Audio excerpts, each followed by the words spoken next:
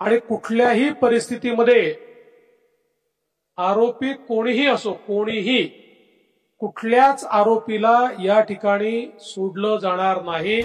कुठल्याही आरोपीला सोडलं जाणार नाही।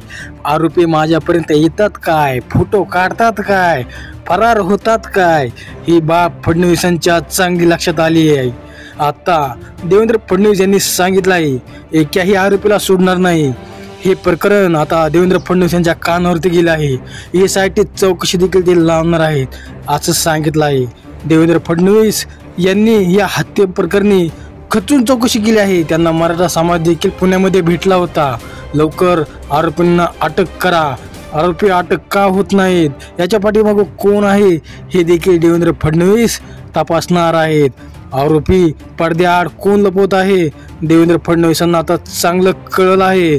देवेंद्र फडणवीस ह्यात बारकाईने लक्ष घालणार आहेत। काय म्हणाले होते देवेंद्र फडणवीस आपण या क्लिपच्या माध्यमातून समजून घेऊ।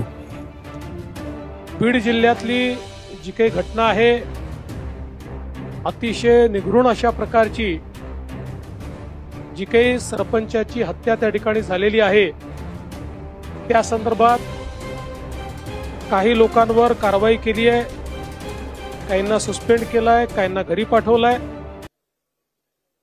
3 आरोपी सापडले आहेत, 4 आरोपी अजून आपण शोधतो आहोत, लवकरच ते सापडतील। केस CIDला दिली आहे। स्पेशल SIT कॉन्स्टिट्यूट करून या केसच्या संदर्भातली सगळी चौकशी आम्ही करणार आहोत आणि कुठल्याही परिस्थितीमध्ये आरोपी कोणीही असो, कोणीही कुठल्याच आरोपीला या ठिकाणी सोडलं जाणार नाही। अशा प्रकारच्या घटना या महाराष्ट्रामध्ये गांभीर्यानेच घेतल्या जातात आणि गांभीर्यानेच घेतल्या जातील।